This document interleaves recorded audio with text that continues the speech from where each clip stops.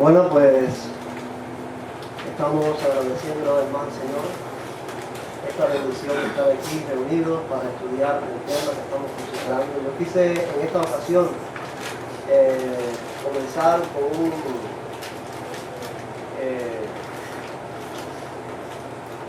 un asuntito que no tiene que ver directamente con la clase, pero que sí tiene que ver con el tema que estamos estudiando sobre el judaísmo mesiánico.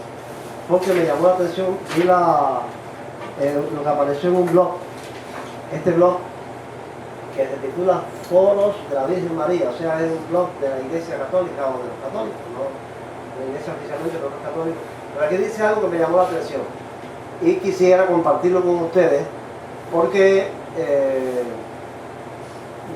siento que este peligro que los peligros que estamos estudiando sobre el judaísmo mesiánico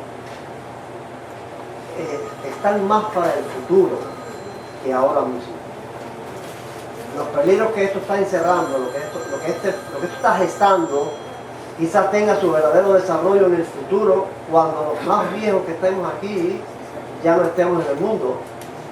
Y los que hoy son nuestros hijos, Eduardo, Jenny, Adalis, de esta edad más o menos ya sean ancianos, y sus hijos sean mayores, tengan sus nietos, quizás más adelante, no sé en qué tiempo, pero esto está gestándose para el futuro.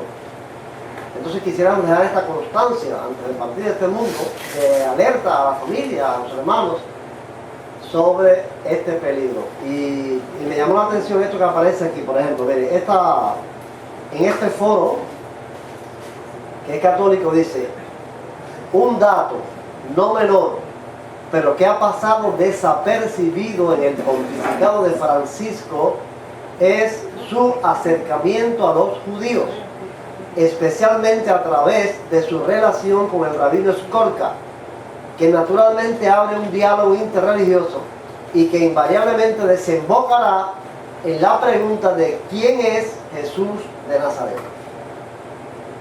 No es Francisco el autor de este diálogo.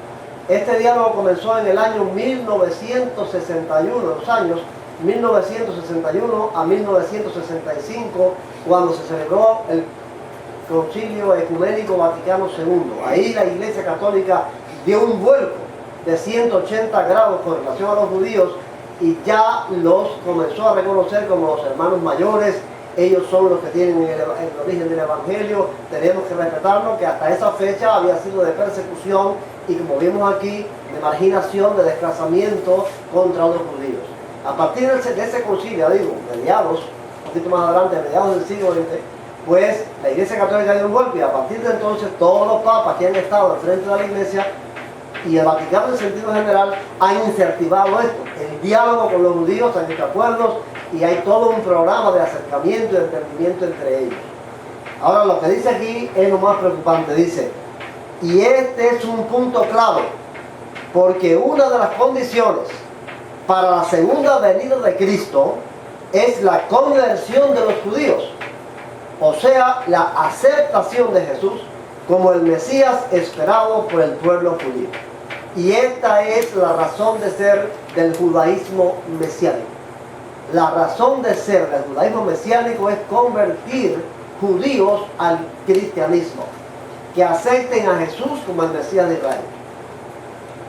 Ahora, esta idea que expresan ellos aquí en este blog es la idea de todo el judaísmo mesiánico, de todos los que defienden este programa, de la Iglesia Católica, que está detrás de esto muy interesada, no en este blog solamente. Cuando nos ponemos a investigar en internet vamos a ver que la Iglesia Católica, desde el Papa, el Vaticano y las jerarquías por ahí para abajo, están muy interesadas en este acercamiento a los judíos y la conversión de los judíos a que acepten al Mesías de Israel, a Jesús como el Mesías de Israel. ¿Por qué esto es preocupante? Porque la palabra de Dios no dice eso. Porque la palabra de Dios dice todo lo contrario a eso. No hay conversión de los judíos en las profecías bíblicas. En las profecías bíblicas no existe una conversión de los judíos a Cristo antes de la segunda venida de Cristo. Las profecías son claras, específicas, totalmente detalladas, de que la conversión ocurre en la segunda venida de Cristo, no antes. ¿Ves? Por eso esto es preocupante. El judaísmo mesiánico tiene el plan de convertir judíos. Esa es su razón de ser. Antes de que Cristo venga, porque eso es una condición previa, según ellos, para que Cristo venga. Sin embargo, la profecía no dice eso. Vamos a ver, miren cómo dice la profecía de Zacarías. Atiendan bien, para que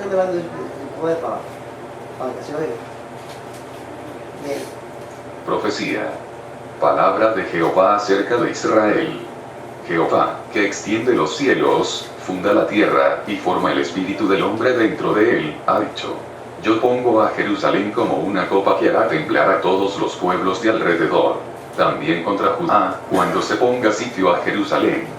En aquel día yo pondré a Jerusalén como una piedra pesada para todos los pueblos. Todos los que intenten cargarla serán despedazados. Y todas las naciones de la tierra se juntarán contra ella.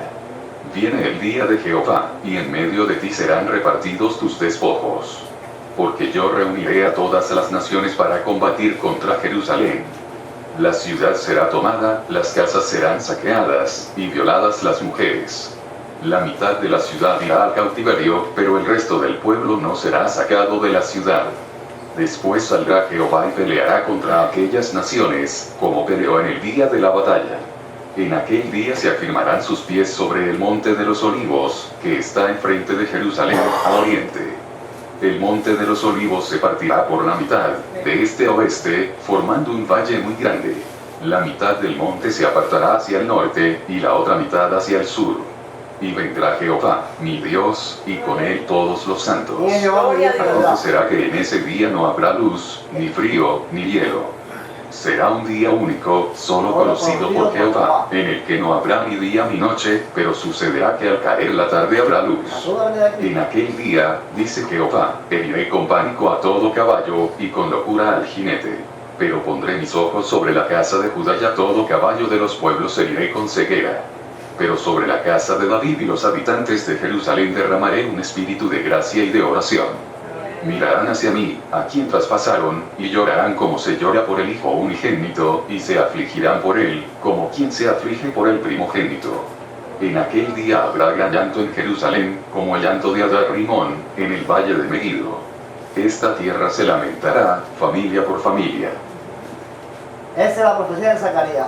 Esta es la profecía sobre el día de Jehová. Esta profecía del día de Jehová está en todos los profetas del Antiguo Testamento. Todos hablan hasta más de una vez de este día. Ahora bien, Zacarías dice que en el momento en que Jerusalén va a ser atacada por todas las naciones de la tierra, descenderá Jehová, pondrá sus pies sobre el monte de los olivos, y el monte de los olivos se partirá por el medio. ¿Y a quién mirarán ahí? Al que traspasaron. ¿Quién es ese Jehová que desciende? ¿Ve?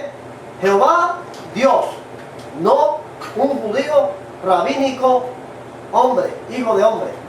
Es Dios hecho carne, descenderá del cielo, pondrá sus pies en el monte de los olivos y salvará a Israel. En ese momento habrá gran llanto. Ahí vendrá el reconocimiento. Dice que derramará a él un espíritu de gracia y de oración sobre los judíos, y llorarán como se llora por el unigénito. Ese es el momento de su conversión. Gloria a Dios. Ese es el momento en que ellos van a entregarse a Jesucristo, no antes. Y eso está hecho por Dios, no es para que nadie lo prepare. No, ¿quién va a preparar el camino ese? No, correcto. ¿Quién va a hacer un plan? ¿Quién va a hacer un proyecto para lograr eso? Eso, miren como dice ahí, es un día único, solo conocido por Jehová. ¿Qué dijo Jesucristo sobre eso? Del día y de la hora. Nadie sabe, ni los ángeles, ni el Hijo, solo el Padre. Entonces el día de Jehová es la segunda venida de Jesucristo. Gloria al Padre. En ese momento. Bueno, ¿y qué será de la vida de nosotros? Bueno, hay un texto también en el Salmo 110, si Eduardo lo pudiera buscar aquí, y leer allí el Salmo 110 para que ustedes vean cómo las profecías apuntan a esa entrega, a esa conversión de los israelitas a Jesucristo en este momento. 110, lee primero los versículos 1 al 3 y para ahí.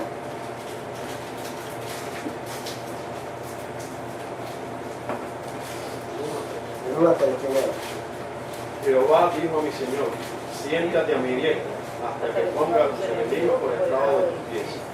Jehová enviará desde Sión la vara de tu poder, domina en medio de tus enemigos.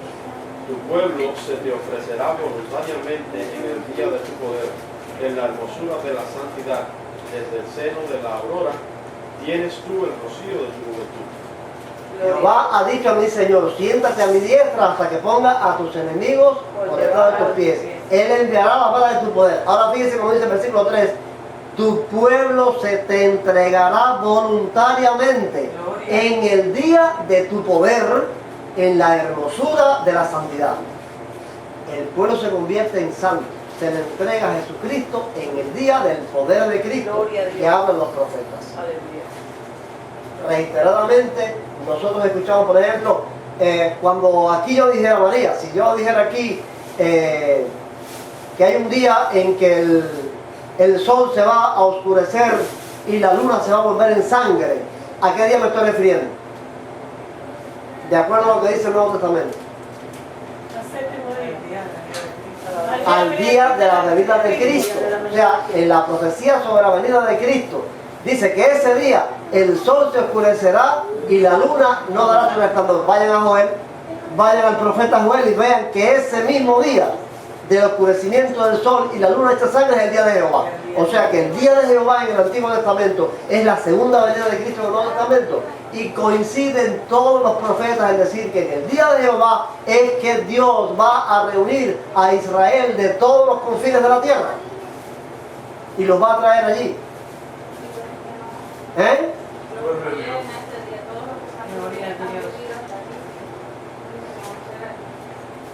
Bueno, ya se, yo creo que ahora, como todos los seres humanos, quien acepta a Jesús, si son judíos o si es gentil, están en el reino. Dice Pablo que no hay judío ni griego, siervo ni libre. El que acepta a Jesucristo está aceptado. El que lo rechaza, sea judío, sea griego, sea quien sea, pues no tiene oportunidad. La salvación definitiva de Israel. Vamos a ver el otro texto, para que ustedes vean aquí en la cita de Pablo, como Pablo dice.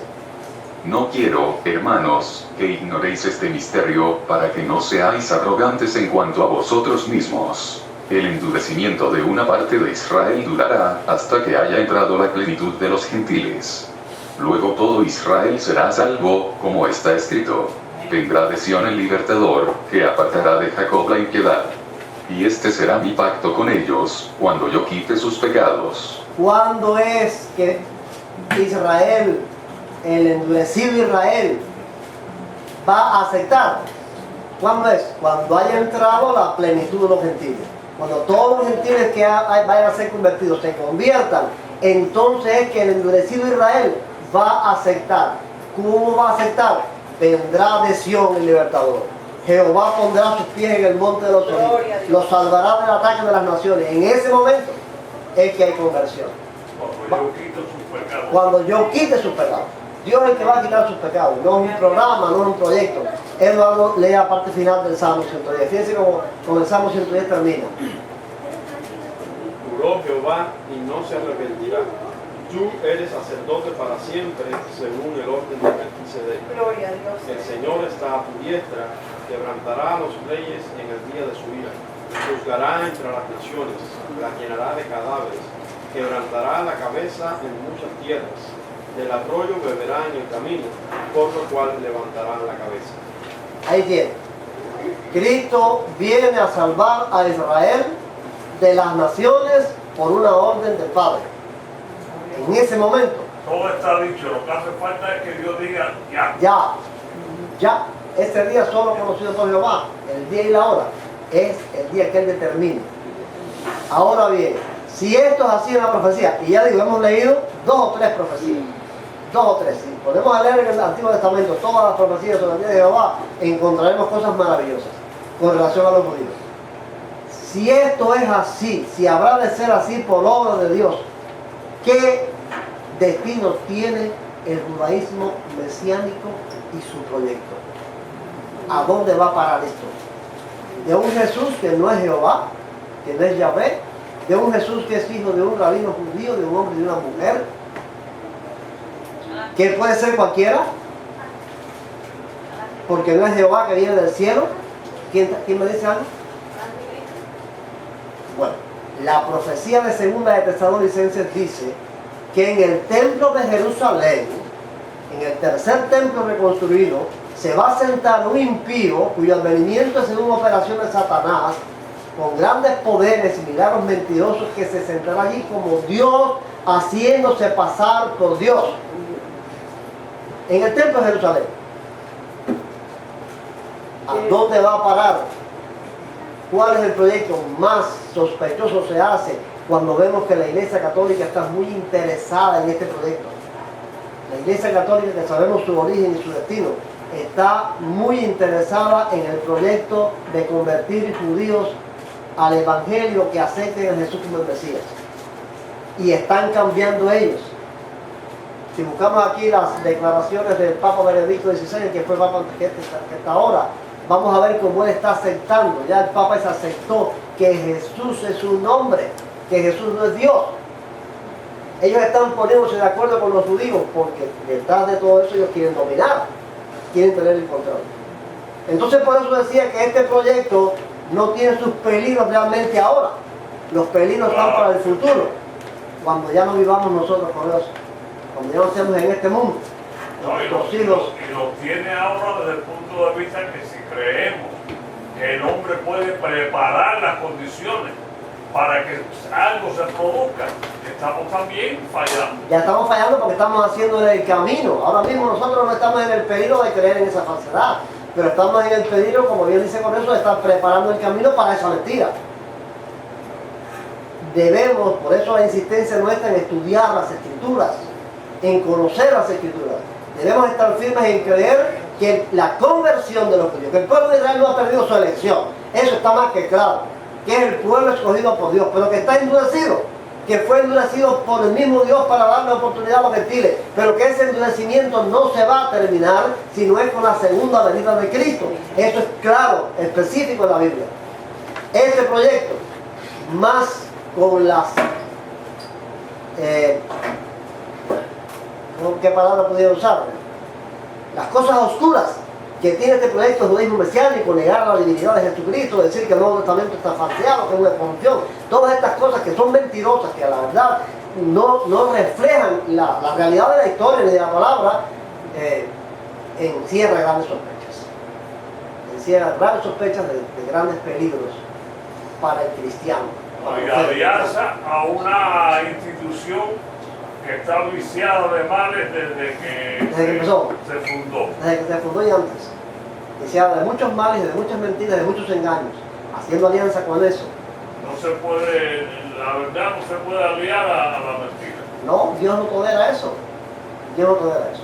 Entonces necesitamos enseñar a nuestros hijos, que mis hijos enseñen a sus hijos, mis nietos, para que ellos enseñen a sus hijos, mis bisnietos, y que cuando ese momento llegue, sepan estar de parte de Cristo, Gloria a Dios. de parte de la verdad del Evangelio, y no de parte del anticristo, no de parte de la mentira. Que dicen que el Papa, ¿no? Joaquín, que es que se va a sentar Bueno, ahí en no se Jerusalén. sabe. Todavía eso, no me gusta hacer profecía de la profecía, pero sí está claro que eso anuncia.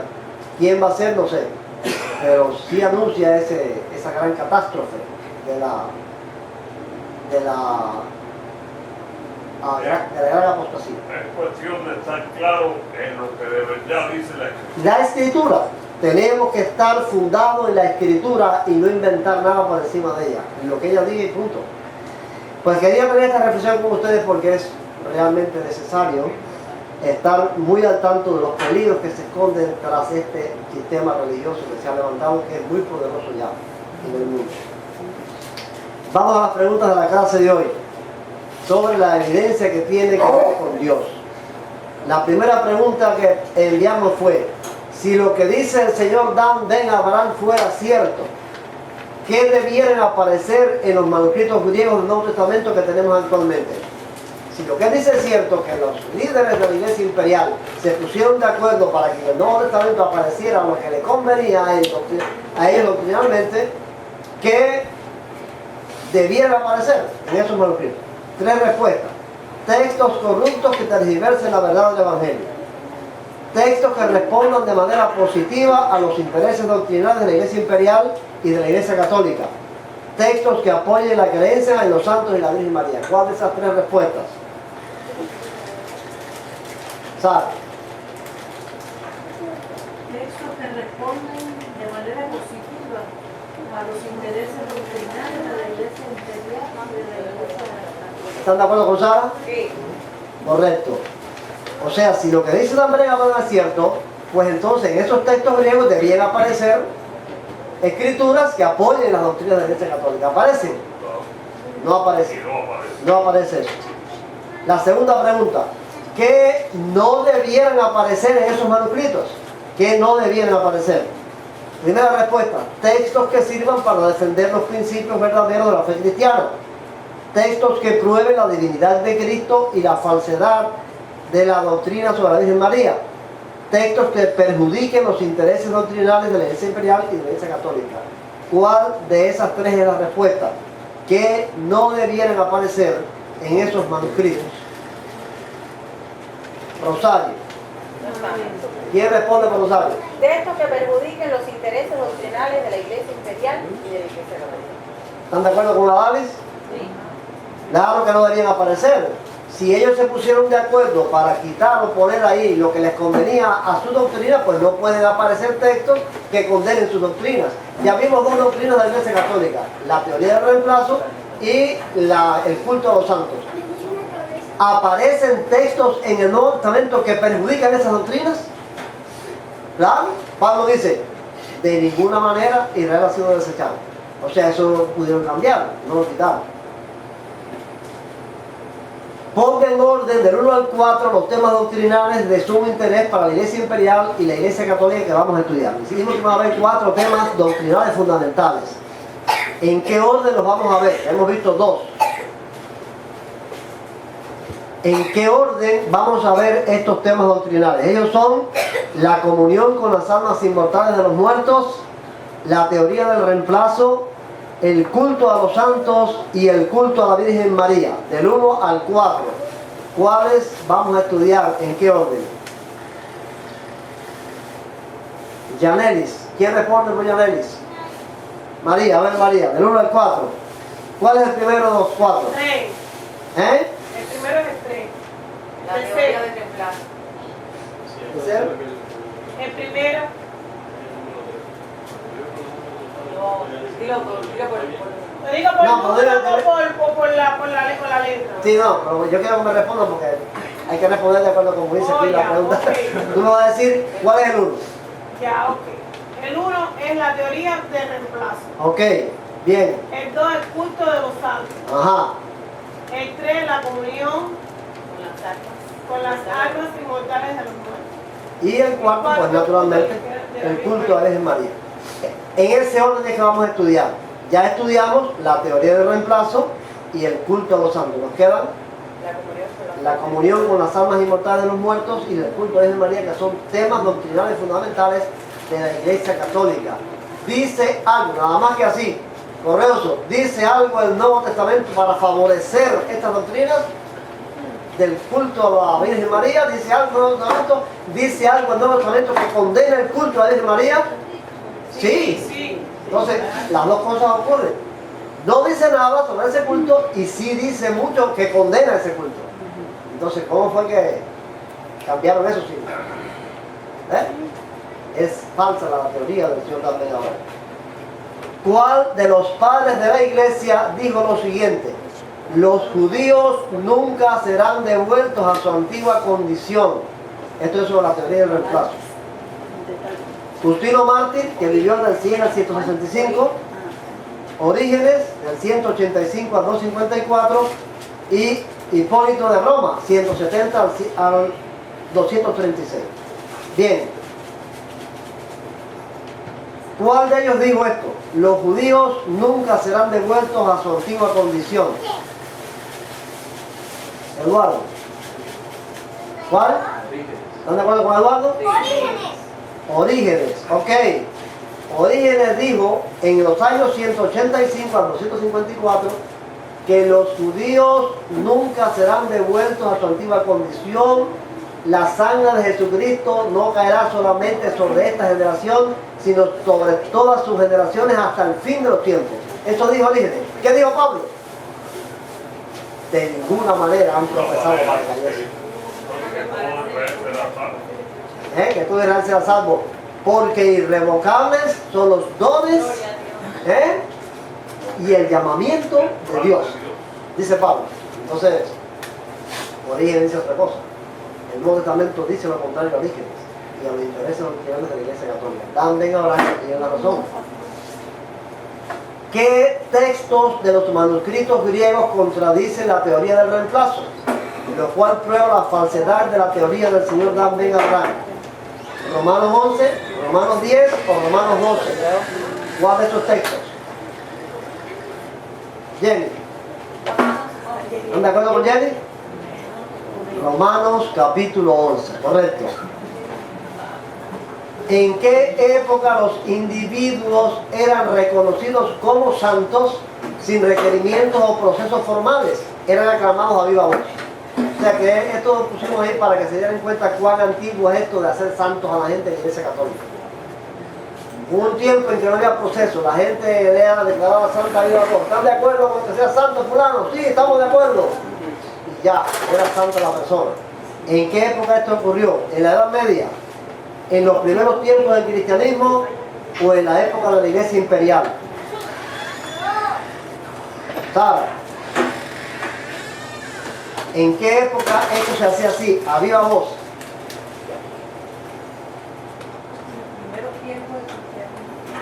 En los primeros tiempos del cristianismo. Fíjense si eso es antiguo. Eso no empezó en la Edad Media, ni en la Era Moderna, ni en la Iglesia Imperial siquiera. Desde antes de la Iglesia Imperial, de antes del 325, ya esto se hacía así, de esa manera.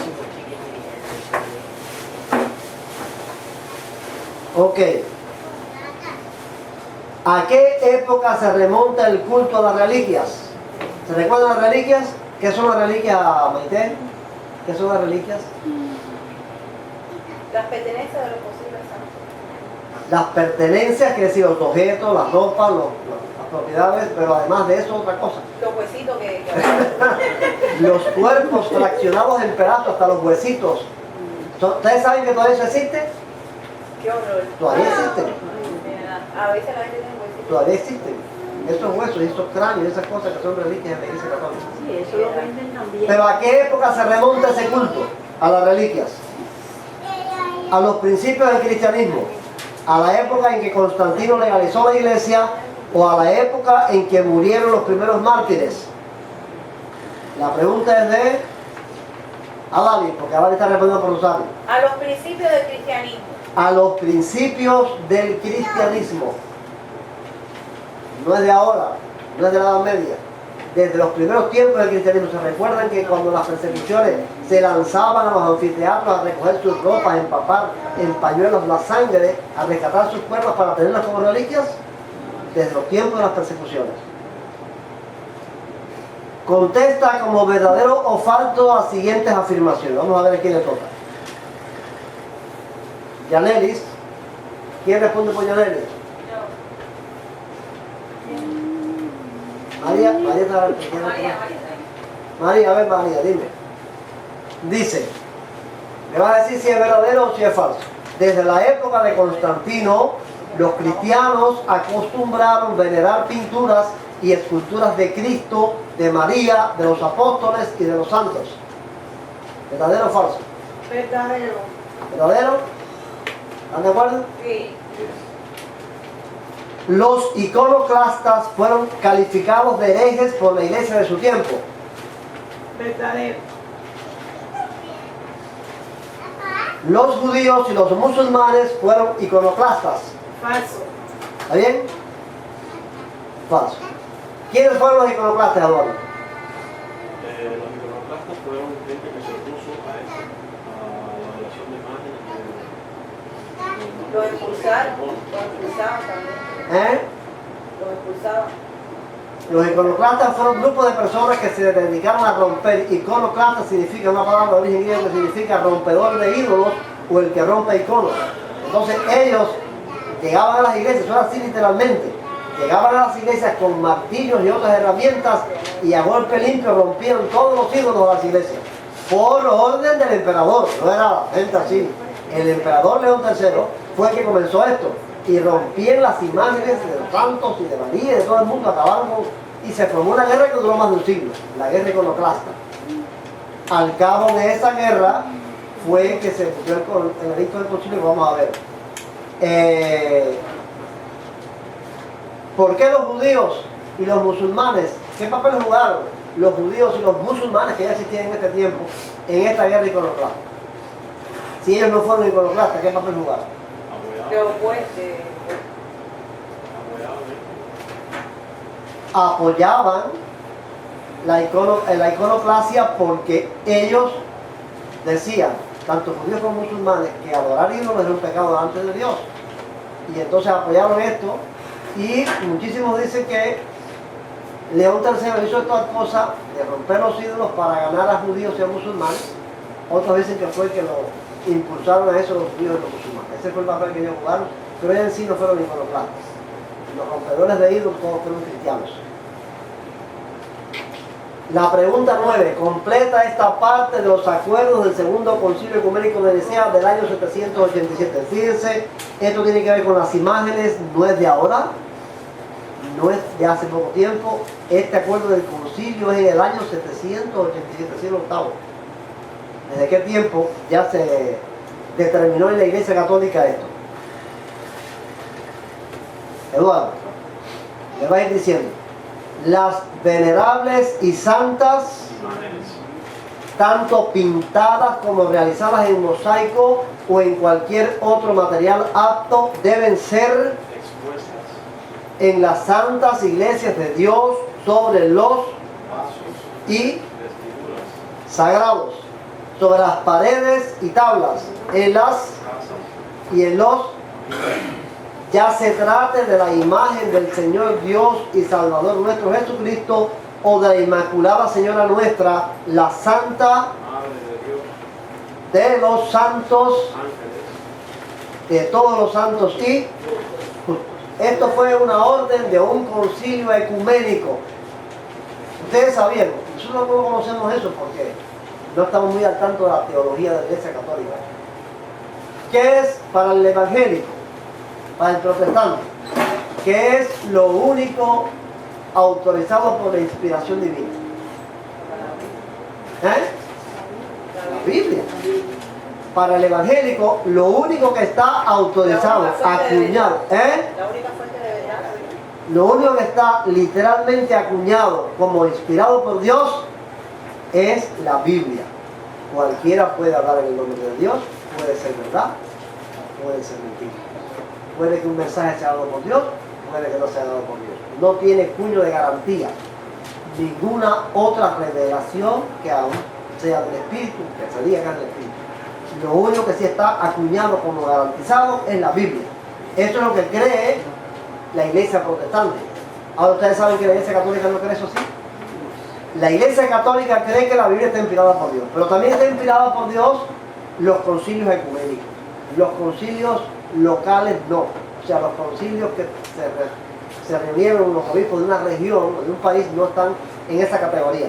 Pero los concilios ecuménicos que son universales, donde todos los obispos de la iglesia se reunieron, los acuerdos de esos concilios para el católico tienen tanta autoridad como la Biblia. Está inspirada por Dios la tradición y está inspirada por Dios la declaración papal cuando lo hace bajo la autoridad que se llama la infalibilidad del Papa. Lo que el Papa dice, basado en su infalibilidad, eso que es una declaración Eso es normal. para la Iglesia Católica. Eso es para la Iglesia Católica, está todo eso autorizado, calificado como la misma Biblia. Por eso que hay un acuerdo del concilio ecuménico como este, esto es palabra de Dios para ellos. Esto es Biblia para ellos. La pregunta última. ¿Cómo fue posible que los textos griegos del Nuevo Testamento escaparan a toda esta marea de errores, siendo que fueron copiados en las mismas fechas por las mismas personas que profesaban y promovían todas estas falsedades, y en los lugares, conventos, abadías, monasterios, etcétera, de los cuales ellos eran dueños y los gobernaban a su arbitrio? Todos estos manuscritos que existen hoy, los 5.000 y tantos manuscritos, fueron copiados por la iglesia cristiana. la inmensa mayoría de ellos por la Iglesia Católica. Ellos estuvieron en su poder, fueron copiados en los monasterios, en los conventos, por los curas, por los monjes. Esos manuscritos fueron copiados por ellos, esos manuscritos no fueron copiados por los judíos. El Nuevo Testamento no se le entregó a los judíos, fue la Iglesia la encargada de transmitirlo. ¿Cómo fue posible que todos estos manuscritos quedaran libres de estos errores? Que no escaparan de todos estos errores, que no aparezca nada sobre la Virgen María, que no aparezca nada sobre la teoría del reemplazo, que no aparezca nada sobre todas estas doctrinas falsas de los ángeles, de todas estas cosas? ¿Cómo escaparon si ellos fueron los que los copiaron? Dios nada más. Bueno, hay tres respuestas aquí a esta pregunta. Porque hubo personas celosas de la verdad en medio de toda aquella marea de mentiras y falsedades. Porque fueron escritos en la Edad Media, o no puede haber otra explicación que la intervención de Dios para preservar su palabra del error. Esa es la Jenny. intervención de Puede Dios. haber otra explicación. No puede haber otra explicación. Independientemente, o sea, no independientemente, sino aún más allá de lo que estos hombres pudieran pensar, porque muchos de ellos fueron sinceros en esas creencias, está la obra de Satanás, el espíritu del mal, que pudo haber utilizado a esas personas, esos monjes, esas monjas metidas en los conventos, beatos que creían eso con sinceridad, a poner cosas ahí, porque de buena fe el diablo pudo haber utilizado la buena fe de esos creyentes para meter cosas ahí. ¿Por qué no lo pudo hacer? Porque Dios intervino de alguna manera, no sabemos cómo, pero Dios intervino de alguna manera para preservar a la Escritura, al Nuevo Testamento griego que hoy nos quieren desacreditar. Dios lo preservó del error. La evidencia que estamos estudiando es la evidencia de la intervención divina. Dan Ben Abraham no tiene la razón. Ese texto griego fue preservado del error. Ellos quieren falsearlo. Yo esta mañana, me parece que era con Sara, y yo comentaba que el verdadero peligro de este asunto del texto griego está en que me están desacreditando, me están echando por tierra la base de mi fe, lo que yo siempre he creído, para darme ¿qué a cambio? Un supuesto texto hebreo que no existe.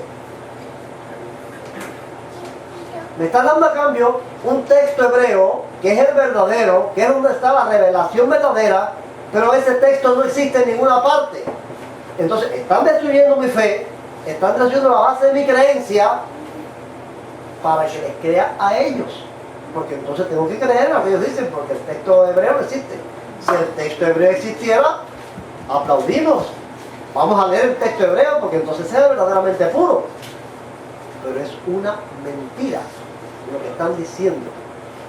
Por eso decía que el movimiento judaísmo mesiánico es oscuro. ¿Qué persigue? ¿A dónde va a parar esto?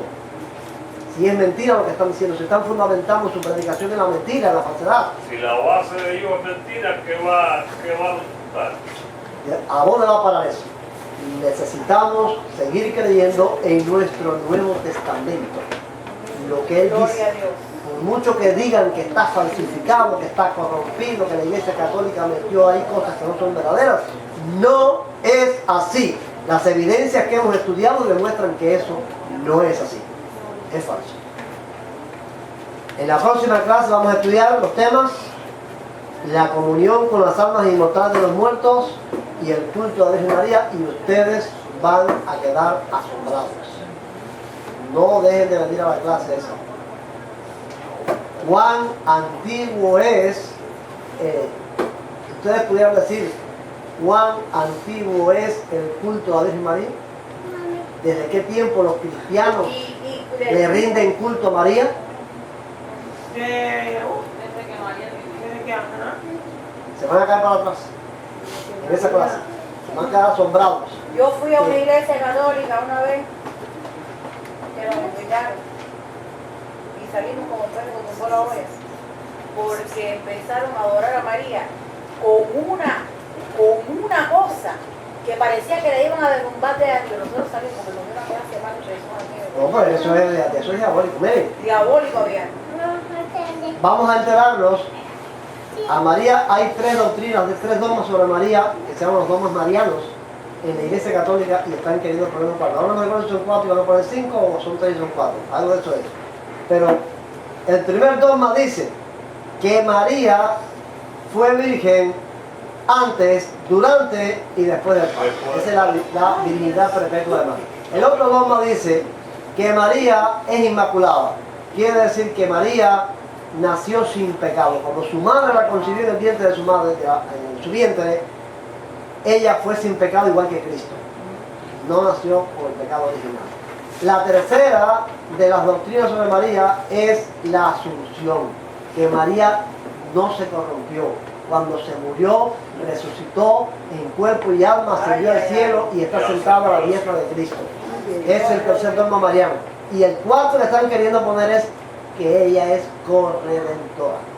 O sea, que ella se convierta, que algún papa declare que ella se convierta en redentora junto con Cristo de la humanidad.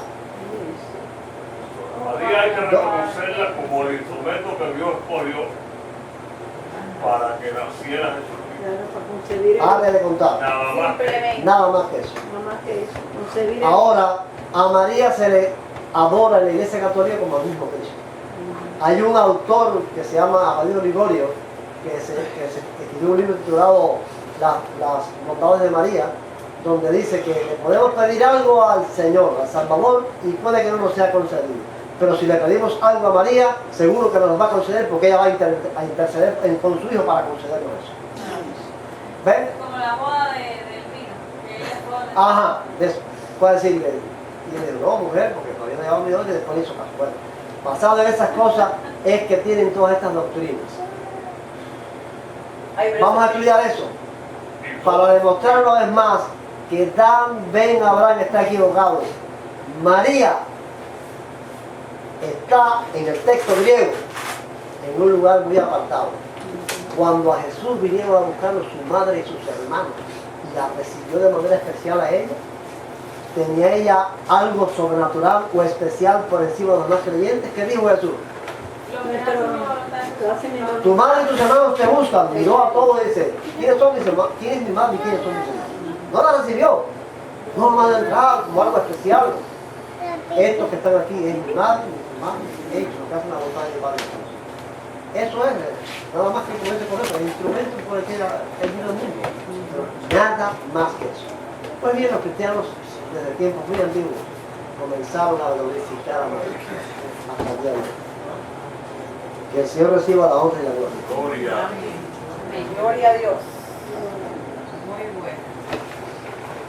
No, si mi amigo Fernando no acepta esa expresión de Jesús, mi hermano, mi padre, Esa parte. mi madre y mis hermanos son los que hacen la voluntad de Dios. ¿Por qué eres católico? Católico eso, pero recuerdo. Oye. A los hijos del Señor,